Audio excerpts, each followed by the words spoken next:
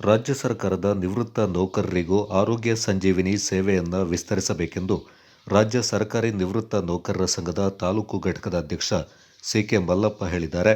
ಸೋಮವಾರಪೇಟೆ ಮಹಿಳಾ ಸಮಾಜದ ಸಭಾಂಗಣದಲ್ಲಿ ಮಂಗಳವಾರ ನಡೆದ ನಿವೃತ್ತ ನೌಕರರ ಸಂಘದ ಬೆಳ್ಳಿ ಹಬ್ಬ ಆಚರಣೆ ಮತ್ತು ಸಂಘದ ವಾರ್ಷಿಕ ಮಹಾಸಭೆ ಅಧ್ಯಕ್ಷತೆ ವಹಿಸಿ ಅವರು ಮಾತನಾಡಿದರು. ಬಹುತೇಕ ನಿವೃತ್ತ ನೌಕರರು ಆರೋಗ್ಯ ಸಮಸ್ಯೆಯಿಂದ ಬಳಲುತ್ತಿದ್ದಾರೆ. ಕೆಲವರಿಗೆ ಪಿಂಚಣಿ ಹಣ ಆಸ್ಪತ್ರೆ ಬಿಲ್ಗೂ ಸಾಕಾಗೋದಿಲ್ಲ. ಈ ನಿಟ್ಟಿನಲ್ಲಿ ಆರೋಗ್ಯ ಸಂಜೀವಿನಿ ಸೇವೆ ಎಲ್ಲ ನಿವೃತ್ತ ನೌಕರರಿಗೂ ದೊರಕುವಂತಾಗಬೇಕೆಂದರು. ನಿವೃತ್ತರು ಮತ್ತು ಕುಟುಂಬ ಪಿಂಚಣಿದಾರರ ಸಮಸ್ಯೆಗಳನ್ನು ಆಲಿಸಿ ಜಿಲ್ಲಾ ಸಮಿತಿಯ ಗಮನಕ್ಕೆ ತಂದು ರಾಜ್ಯ ಸಮಿತಿಯೊಂದಿಗೆ ಚರ್ಚೆ ಮಾಡಿ ಪರಿಹಾರಕ್ಕೆ ಕ್ರಮ ಕೈಗೊಳ್ಳಲಾಗುತ್ತೆ ಎಂದರು. 2008-9ರಲ್ಲಿ ಕೊಡಗು ಜಿಲ್ಲೆಯಲ್ಲಿಯೇ ಪ್ರಪ್ರಥಮವಾಗಿ ನಿವೃತ್ತ ನೌಕರರ ಸಂಘದಲ್ಲಿ ಮರಣ ನಿಧಿಯನ್ನು ಪ್ರಾರಂಭಿಸಲಾಗಿದ್ದು, ಇದು ಸಂಘದ ಸದಸ್ಯರ ಕುಟುಂಬಕ್ಕೆ ಅನುಕೂಲವಾಗಿದೆ ಎಂದರು. ಇದೇ ಸಂದರ್ಭ ನಿವೃತ್ತ ಶಿಕ್ಷಕ ಚಂದ್ರಹಾಸ್ ಭಟ್ ಸಂಪಾದಕತ್ವದಲ್ಲಿ ಹೊರತಂದ ಸಂಧ್ಯಾರಾಗ ಸ್ಮರಣ ಸಂಚಿಕೆಯನ್ನು ಬಿಡುಗಡೆಗೊಳಿಸಲಾಯಿತು.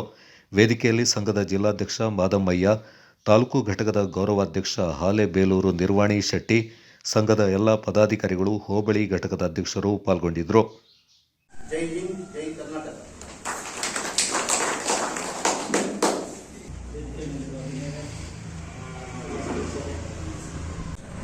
ಜಮಾ ವಿವರ: ಪ್ರಾರಂಭಕ ಶುಲ್ಕು 70 ರೂಪಾಯಿ. ಗ್ರಾಮೀಣ ಬ್ಯಾಂಕ್ನಲ್ಲಿ 98ರಲ್ಲಿ ಸಂಘ ಪ್ರಾರಂಭ ಮಾಡೋದು. ಅವರೀಗ ದೈವಜ್ಞರಾಗಿದ್ದಾರೆ.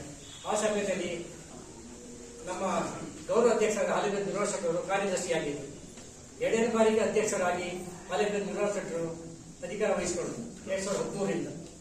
ಅವರು ಸತತವಾಗಿ 8 ವರ್ಷ ಅಧ್ಯಕ್ಷರಾಗಿ ಮತ್ತು ಕಾರ್ಯದರ್ಶಿಯಾಗಿ 8 ಜನ ಸದಸ್ಯರು ಹೊಸದಾಗಿ ಸೇರಿದ್ದಾರೆ.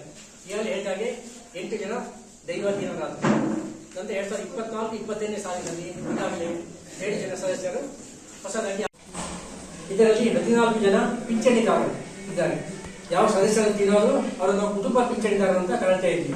ಈ ಹಿಂದೆ ತಗೊಳ್ತಾ ಇದ್ವಿ. ಅಲ್ಲಿ ನಾನು ಅಧ್ಯಕ್ಷರಾದ ತಕ್ಷಣ ಜನರಲ್ ಬಾಡಿ ಒಪ್ಪಿಗೆ ಪ್ರಕಾರ ಬೇಕಿಟ್ಟಿದ್ದೀನಿ. ಯಾಕೆಂದ್ರೆ ಕುಟುಂಬ ಪಿಂಚಣಿದಾರರು ಹೆಚ್ಚಿನ ಬರ್ತಾ ಇದ್ರು. 20-25 ಜನ ಇದ್ರು. ತುಂಬಾ ಜನ ಬರ್ತಾ ಇರಲಿಲ್ಲ. ಅವರು ವಾರ್ಷಿಕ ವಂತಿಗೆಯನ್ನು ಕೊಡ್ತಾ ಇರಲಿಲ್ಲ. ಅಲ್ಲಿ ನಾವು ಕುಟುಂಬ ಪಿಂಚಣಿದಾರರನ್ನು ನಾವೇ 40 ವರ್ಷ ಮೇಲ್ಪಟ್ಟರು. ಆದರೆ ನಾವೀಗ ಕುಟುಂಬ ಪಿಂಚಣಿದಾರ ಸದಸ್ಯರಾಗಿ ಮಾಡ್ಕೊಳ್ತಾ ಇಲ್ಲ. ಈಗ ನಮ್ಮಲ್ಲಿ 140 ಜನ ಸದಸ್ಯರಿದ್ದಾರೆ.